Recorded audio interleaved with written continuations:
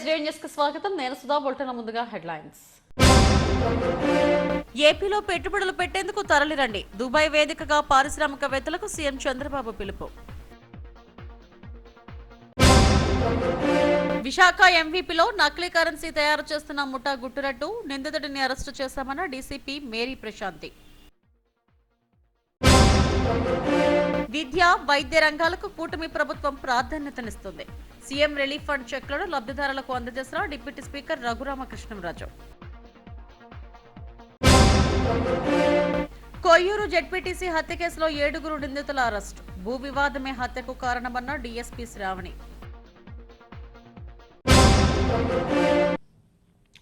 రాష్ట్రంలో పెద్ద ఎత్తున పెట్టుబడులు పెట్టేందుకు పారిశ్రామికవేత్తలు తరలి రావాలని దుబాయ్ వేదికగా ముఖ్యమంత్రి చంద్రబాబు పిలుపునిచ్చారు.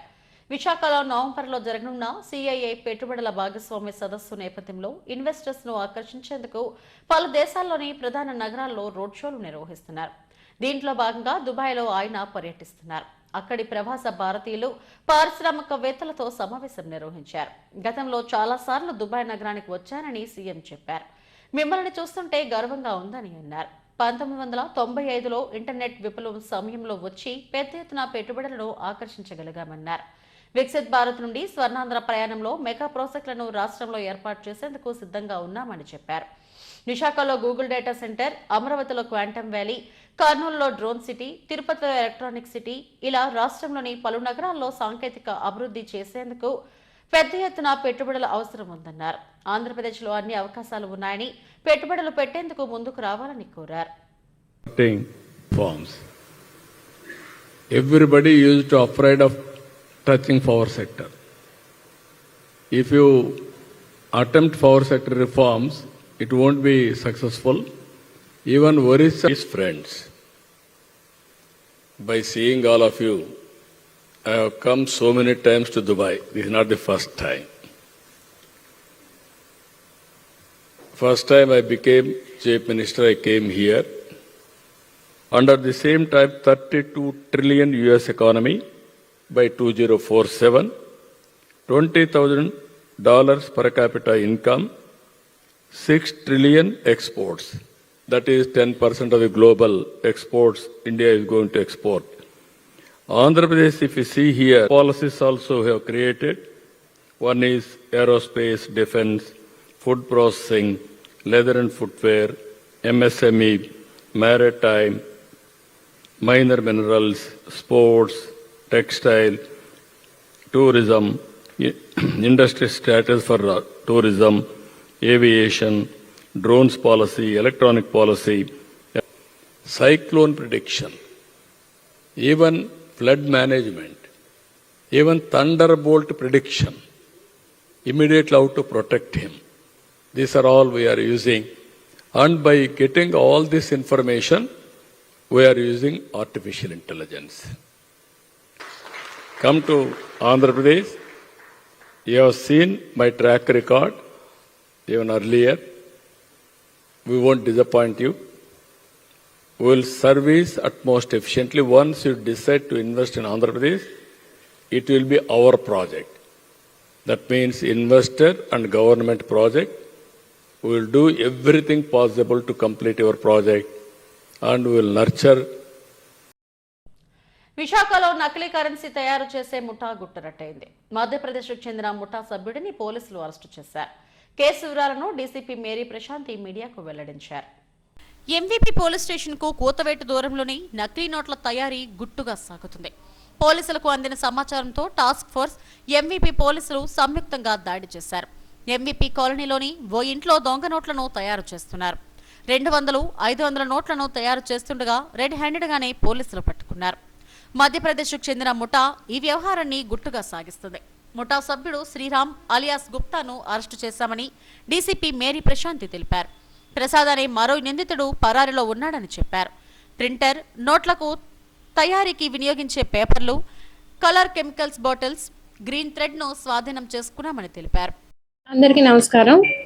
దొంగ నోట్ల తయారీ గురించి కొంతకాలంగా కమిషనర్ గారికి వస్తున్న సమాచారం మేరకు మన టాస్క్ ఫోర్స్ పోలీసులు అలాగే లా అండ్ ఆర్డర్ పోలీసులు నిఘా పెట్టి తనిఖీలు చేయడం జరుగుతోంది. ఈ క్రమంలో నిన్న ఒక ఇంట్లో దొంగ నోట్ల తయారీ జరుగుతుంది అని వచ్చిన సమాచారం మేరకు మన టాస్క్ ఫోర్స్ పోలీసులు అలాగే ఎంవిపి ఇన్స్పెక్టర్ ప్రసాద్ గారు, ఎంవిపి ఎస్ఏ కాదర్ భాషా గారు, అలాగే టాస్క్ ఫోర్స్ ఇన్స్పెక్టర్ అప్పలనాయుడు గారు, టాస్క్ ఫోర్స్ ఆఫీసర్స్ కలిపి ఒక జాయింట్ రైడ్ చేయడం జరిగింది. ఆ ప్రదేశంలో ఎంవిపి కాలనీలో, ఎంవిపి పోలీస్ స్టేషన్ లిమిట్స్లోని ఒక ప్రదేశంలో తనిఖీ చేయగా ఒక శ్రీరామ్ ఎలియాస్ గుప్తా అన్న ఒక వ్యక్తి మనకు పట్టుబట్టడం జరిగింది. అతని వద్ద కొన్ని ఇన్స్ట్రుమెంట్స్ కూడా, దొంగ నోట్లు తయారు చేయడానికి ఉపయోగించే ఆ ఇన్ఫ్రాస్ట్రక్చర్ ఏదైతే ఉందో, ఆ మెషినరీ అయితే ఏదో ఉందో అది కూడా మనం పట్టుకోవడం జరిగింది. అతన్ని మనం విచారించగా ఆల్రెడీ అతని మీద మధ్యప్రదేశ్లో కొన్ని కేసులు ఉన్నట్లు, అతను అలాగే వరప్రసాద్, ఆనంద్ అన్న ముగ్గురు కలిసి దొంగ నోట్లు తయారు చేసి వాటిని చలామణి చేసే ఉద్దేశంతో తయారు చేస్తూ ఉండగా సమాచారం మేరకు మనం పట్టుకోవడం జరిగింది. So as you can see, మనకి పేపర్ ప్రింట్ చేయడానికి ఉపయోగించే పేపరు, ఆ ఇంక్, అలాగే సాఫ్ట్ కాపీస్ 500 నోట్లు, 200 నోట్లు వీళ్ళు ఎక్కువ తయారు చేయడానికి ట్రై చేస్తుంది. సో ప్రాసెస్లో ఉండగానే వైజాగ్ పోలీసులు చాలా చాకచక్యంగా పట్టుకోవడం జరిగింది. ఇంకా కంప్లీట్ కాలేదు ఇది. రెండో సైడ్ కూడా ప్రింట్ చేసి అప్పుడు చలామణి చేసే ప్రయత్నం చేస్తున్నారు.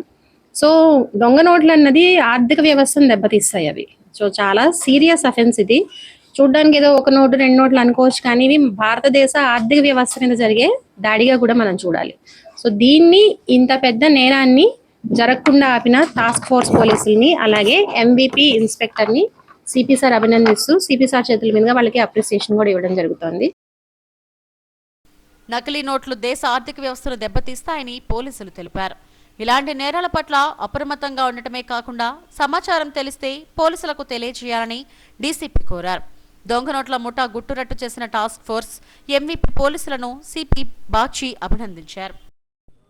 విద్య, వైద్య రంగాలకు కూటమి ప్రభుత్వం అధిక ప్రాధాన్యతనిస్తుందని డిప్యూటీ స్పీకర్ రఘురామకృష్ణంరాజు అన్నారు. ఉత్తర నియోజకవర్గ బీజేపీ కార్యాలయంలో సీఎం రిలీఫ్ ఫండ్ కింద మంజూరైన చెక్కులను ఎమ్మెల్యే విష్ణుకుమార్ రాజుతో కలిసి బాధితులకు అందజేశారు. డిప్యూటీ స్పీకర్ రఘురామకృష్ణంరాజు 2 రోజులుగా విశాఖలో పర్యటిస్తున్నారు. తొలి రోజు శాసనసభ ఫిర్యాదుల కమిటీ చైర్మన్ హోదాలో సమీక్ష నిర్వహించారు. రెండో రోజు ఉత్తర ఎమ్మెల్యే బీజేపీ శాసనసభ పక్షనేత పెనుమత్స విష్ణుకుమార్ రాజు ఆహ్వానం మేరకు నియోజకవర్గ పార్టీ కార్యాలయానికి వచ్చారు. రఘురామకృష్ణంరాజుకు బీజేపీ శ్రేణులు ఘనస్వాగతం పలికాయి. ఎమ్మెల్యే విష్ణుకుమార్ రాజుతో కలిసి 8.9 లక్షలు విలువైన సీఎం రిలీఫ్ ఫండ్ చెక్కులను రఘురామకృష్ణంరాజు లబ్ధిదారులకు అందజేశారు. అనంతరం ఆయన్ను ఎమ్మెల్యే ఘనంగా సత్కరించారు.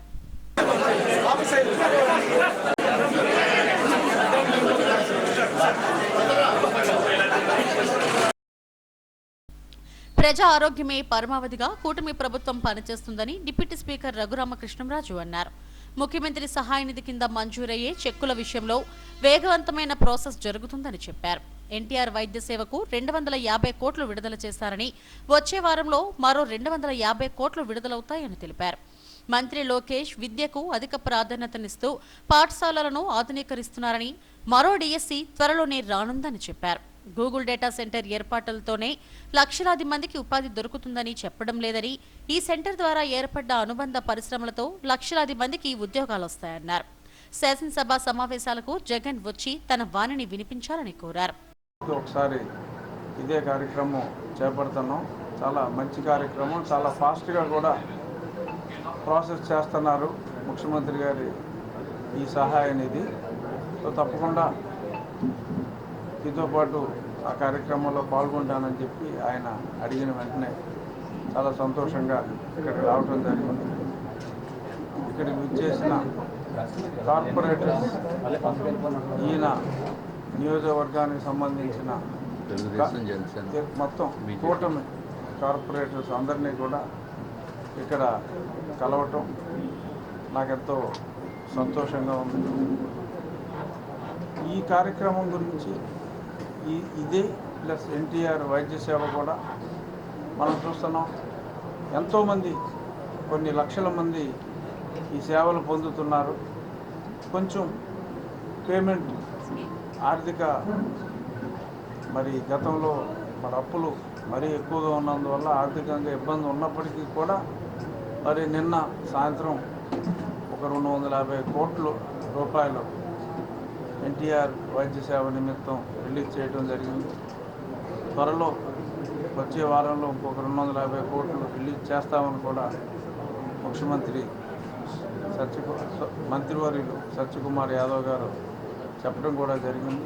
ఎన్ని కష్టాలు ఉన్నప్పటికీ ప్రజల ఆరోగ్యమే మెయిన్ పరమావధిగా ఈ ప్రభుత్వం అత్యంత శ్రద్ధతో రోగుల సేవల్లో ముందుంది.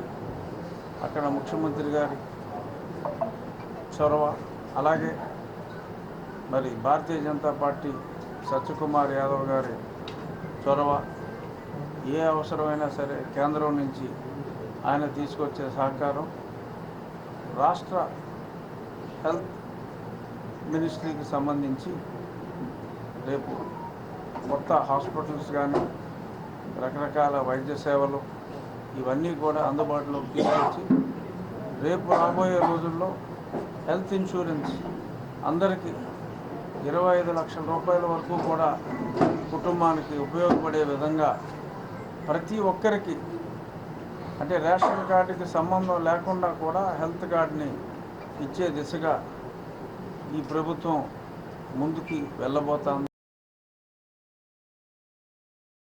ఏడాదిన్నరలో కూటమి ప్రభుత్వం అభివృద్ధి, సంక్షేమంలో ప్రజారంజక పాలన అందిస్తుందని నేతలు తెలిపారు.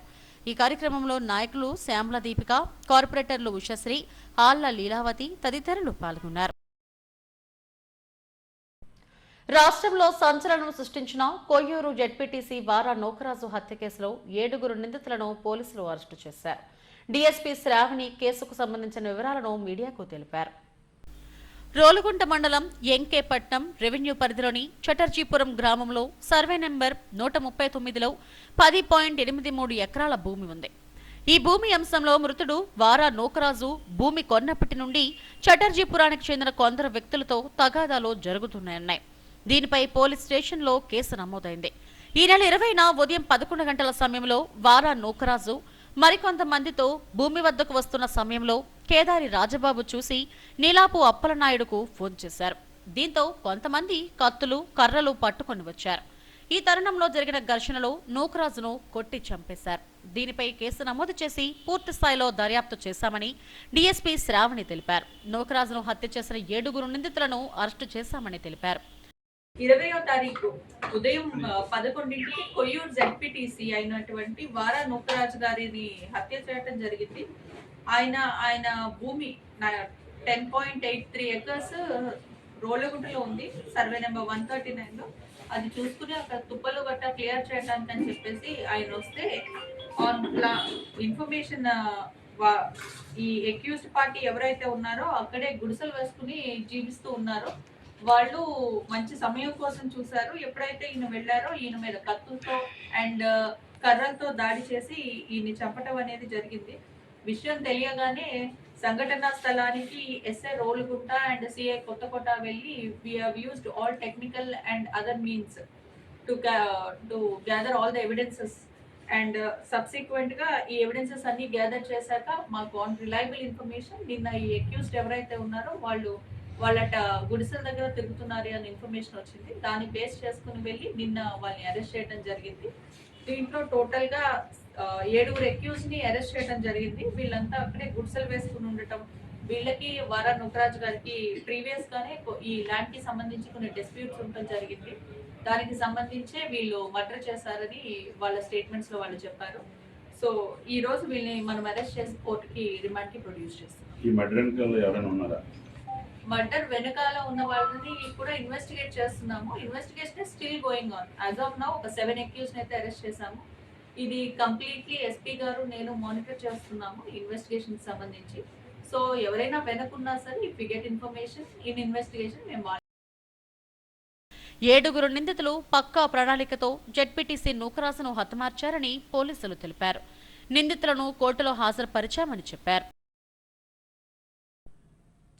నైరుతి బంగాళాఖాతంలో అల్పపీడనం కొనసాగుతుంది. వచ్చే 12 గంటల్లో క్రమంగా బలహీనపడే అవకాశం ఉందని విశాఖ వాతావరణ కేంద్రం అధికారి జగన్నాథం తెలిపారు. అల్పపీడన ప్రభావంతో రాష్ట్ర వ్యాప్తంగా వర్షాలు కురుస్తున్నాయని అన్నారు.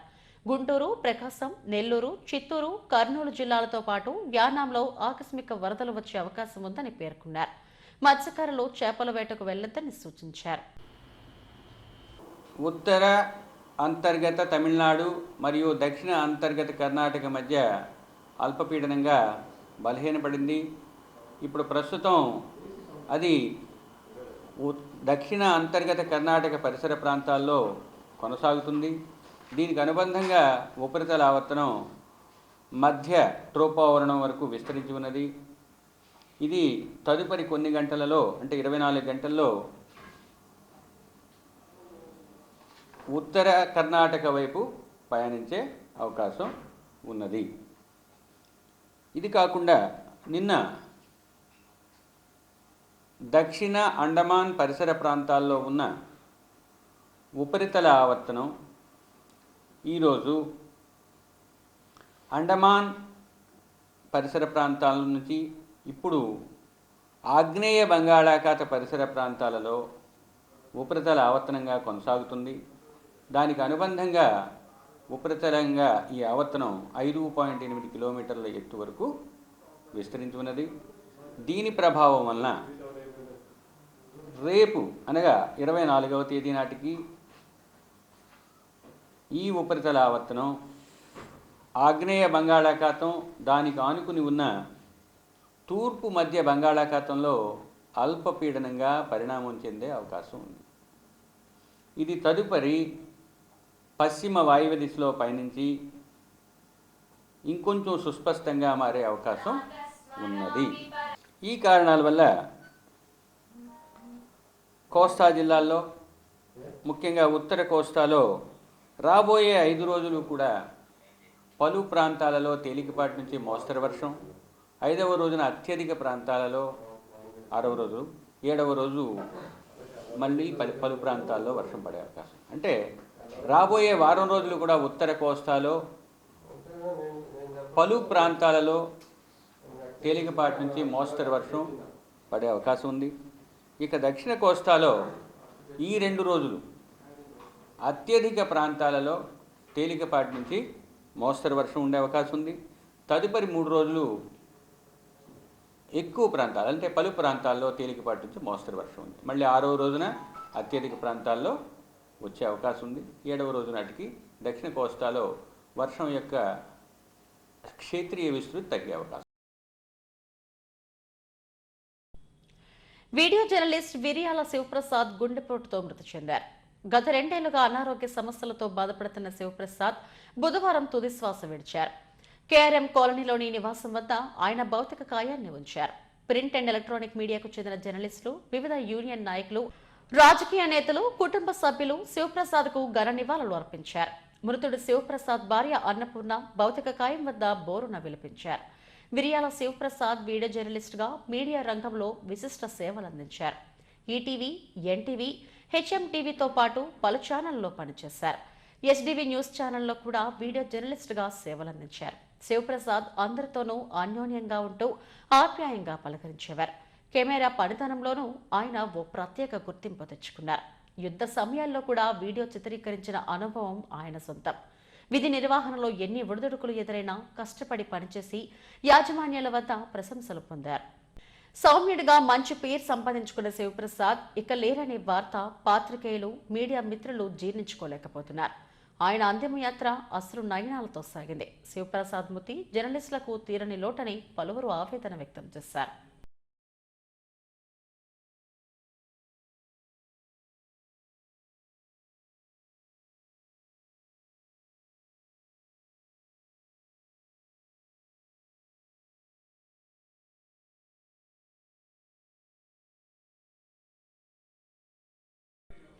వైసీపీ అధినేత జగన్ తీరుపై విజయనగరం ఎంపీ కలశెట్టి అప్పలనాయుడు మండిపడ్డారు. విశాఖ ఎన్టీఆర్ భవన్లో మీడియాతో మాట్లాడారు. విశాఖలో డేటా సెంటర్పై జగన్ వ్యాఖ్యలు 5 కోట్ల ఆంధ్రుల తల దించుకునేలా ఉన్నాయని విమర్శించారు. కత్తులు పట్టుకున్న వారికి కంప్యూటర్ల గురించి ఏం తెలుస్తుందని చెప్పారు. డేటా సెంటర్కు ఆయన శంకుస్థాపన చేస్తే జగన్ హయాంలో ఎందుకు పూర్తి కాలేదని ప్రశ్నించారు. డేటా సెంటర్ రావడం జగన్కు ఇష్టం ఉందో లేదో చెప్పాలన్నారు. గర్వంగా చెప్పుకుంటున్నాం కదా ఈరోజు ప్రెస్ మీట్ లో.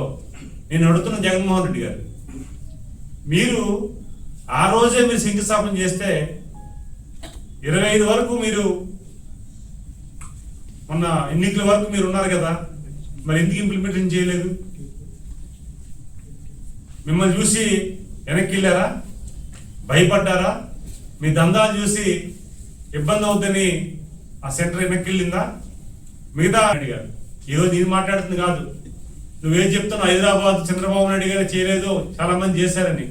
సాక్షాత్తు మొన్న ముఖ్యమంత్రి గారు మీటింగ్లో చెప్పారు, నేను బీజం వేశాను, నేను శంకుస్థాపన చేసినవి, నేను కంటిన్యూ చేసినవి అన్నీ కూడా రాజశేఖర రెడ్డి కానీ, లేదంటే రోషి కానీ, కిరణ్ కుమార్ రెడ్డి కానీ వీళ్ళందరూ కూడా చేశారు, నాతో వచ్చిన తర్వాత వీళ్ళందరూ కూడా కంటిన్యూ చేశారని చెప్పారు. అదే సమయంలో ఈరోజు మీ నాన్నగారు రాజశేఖర రెడ్డి గారు చేశారని చెప్తున్నావు. హైదరాబాద్ డెవలప్మెంట్ ప్రజల మధ్యకి రా, ప్రజలతో చర్చించు. ప్రజలు ఎన్నుకోబడిన ఒక వేదిక ఉంది, ప్రజా వేదిక, అసెంబ్లీకి వెళ్ళు, అసెంబ్లీ చర్చించు, మాట్లాడు.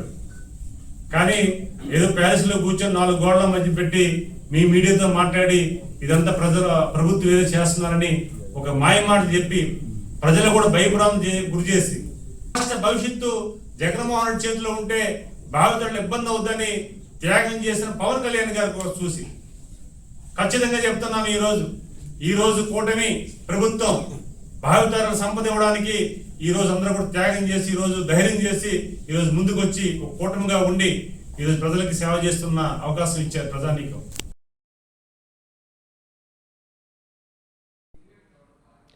సొంతింటి కలను నిజం చేసుకోవాలనుకునే వారికి, భూమిపై పెట్టుబడి పెట్టాలనుకునే వారికి నమ్మకమైన సంస్థగా ధర్మాన డెవలపర్స్ నిలుస్తుందని ఎంపీ గొల్లా బాబురావు అన్నారు. నగరంలోని స్థానిక హోటల్లో ధర్మాన డెవలపర్స్ వార్షికోత్సవ వేడుకలు ఘనంగా జరిగాయి.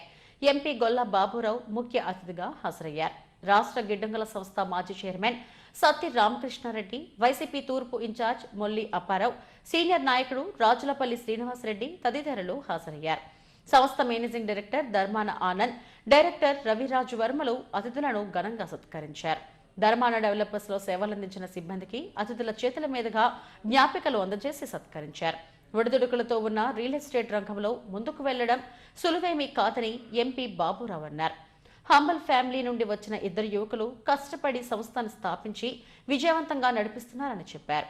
సామాన్య ప్రజలకు అందుబాటులో ఉండే విధంగా తమ వెంచర్లు ఉంటాయని మేనేజింగ్ డైరెక్టర్ ఆనంద్ తెలిపారు. ఈ కార్యక్రమంలో సంస్థ ప్రతినిధులు, శ్రేయోభిలాషులు, సిబ్బంది పాల్గొన్నారు. చాలా గొప్ప విషయం. నేను ఆయన ధైర్యాన్ని, ఆయన యొక్క సాక్రిఫైస్ని, ఆయన యొక్క ముందు చూపుని మెచ్చుకుంటున్నాను. నేను చాలా సంతోషిస్తున్నాను. నాకు కూడా తెలుసు చాలా వరకు, ఎందుకంటే ఈ రోజున కసి, ఇందాక పెద్దలు చెప్పారు, కసి వరుడు. ఆ కసి వరుడు కానీ ఉన్నట్లయితే అన్ని క్వాలిటీస్ కూడా ఆటోమేటిక్గా వారికి అందిపుచ్చుకుంటాయి.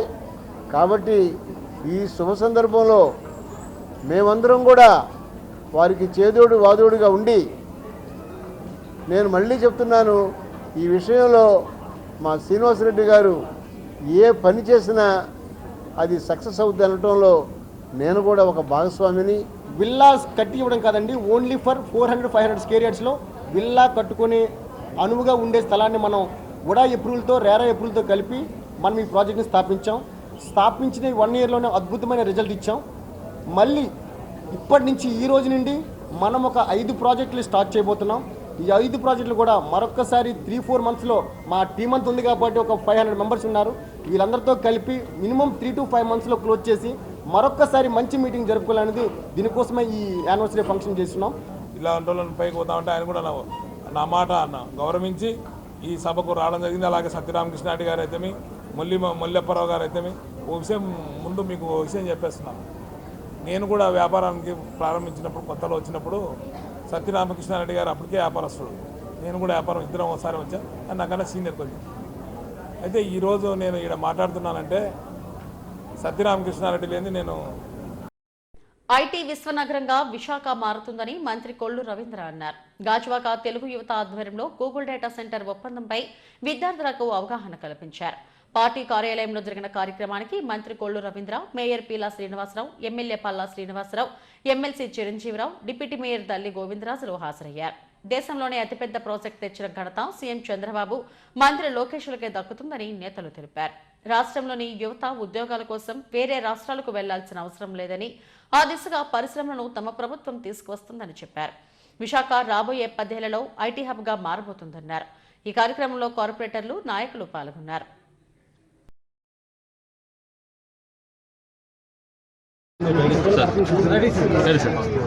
ఈరోజు చాలా సంతోషం. విశాఖపట్నంకి వచ్చినటువంటి సందర్భంలో మరి పల్లా శ్రీనివాస్ గారు గాజువాక రావడం, మరి చిరంజీవి గారు, అదేవిధంగా మేయర్ గారు శ్రీనివాస్ గారు. గూగుల్ సంస్థ ఇవాళ ప్రపంచంలోనే ఒక ప్రెస్టీజియస్ ప్రాజెక్ట్. ఆ గూగుల్ సంస్థ విశాఖపట్నం రావడం అనేది నిజంగా అదృష్టం. రాష్ట్ర స్వరూపాన్ని మార్చబోతాం. ఎందుకని ఆనాడు మైక్రోసాఫ్ట్ సంస్థ తీసుకురావడం ద్వారా చంద్రబాబు నాయుడు గారి కృషి వల్ల దాదాపు 25-30 సంవత్సరాలు హైదరాబాద్ నగరం అభివృద్ధి చెందింది. కానీ ఇవాళ వచ్చినటువంటి ఈ గూగుల్ సంస్థ లాంటి సంస్థ వల్ల అతి వేగంగా 10 సంవత్సరాల్లోనే ఆంధ్ర రాష్ట్ర స్వరూపమే మారబోతాం. ఇవాళ డేటా సెంటర్స్ అన్నీ కూడా చాలా అవసరం ఉంది. ఏఐ, ఆర్టిఫిషియల్ ఇంటెలిజెన్స్ ఇవాళ వేగవంతంగా డెవలప్ కాబోతుంది. అలాగే క్వాంటమ్ అనేది ఇవాళ 80 టైమ్స్ స్పీడ్గా ఇవాళ కంప్యూటింగ్ సంబంధించి 84% స్పీడ్గా అది వర్క్ చేస్తుంది. దానికి మన వేదిక కూడా అమరావతి కాబోతోంది. అలాగే రాయలసీమ ఏరియా మొత్తం కూడా ఎలక్ట్రానిక్స్ కానీ, అలాగే డ్రోన్ సిటీ కానీ, ఏరోస్పేస్ కానీ ఇవన్నిటికి సంబంధించినంతా కూడా రాయలసీమ ఏరియాలో రాబోతా ఉన్నాయి. ఆంధ్ర రాష్ట్ర స్వరూపాన్ని మార్చబోతున్నాయి ఇవన్నీ కూడా. అదే కాకుండా తీర ప్రాంతంలో పోర్ట్స్ అన్నీ కూడా ముఖ్యమంత్రి గారు అన్నీ కూడా ఏర్పాటు చేయడం జరుగుతుంది. పోర్ట్స్ కానీ, ఎయిర్పోర్ట్స్ కానీ, ఒక ఇన్ఫ్రాస్ట్రక్చర్ ఆంధ్ర రాష్ట్రం రాబోయే 2047కి ఏ రకంగా ఉండాలో అవన్నీ కూడా చేసుకుంటూ ముందుకెళ్తున్నాం. 14-19 కూడా చాలా అభివృద్ధి కార్యక్రమాలు చేసాం. ఆ రోజు కియా మోటార్స్ కానీ, ఉత్తరాంధ్ర కానీ ఇవన్నీ కూడా కార్యక్రమాలు తీసుకొచ్చాం. ఇవాళ అవన్నీ కూడా 5 సంవత్సరాలు వెనక్కి నెట్టేశారు.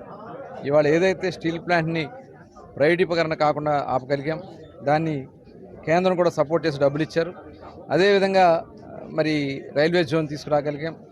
ఆర్సీఆర్ మెటల్ ప్రాజెక్ట్ జరుగుతోంది.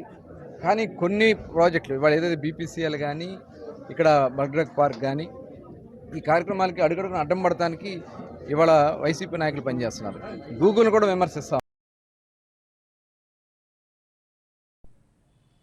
తిరుమల శ్రీవారిని పలువురు ప్రముఖులు దర్శించుకున్నారు.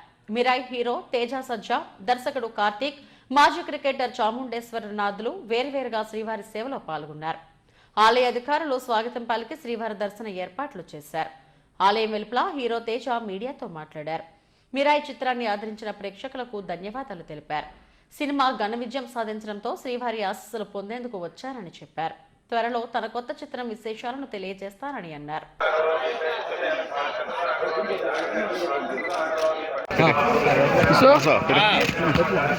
చిన్నప్పటి నుంచి వస్తున్నాను, కానీ ఎప్పుడు ఇలా జరగలేదు.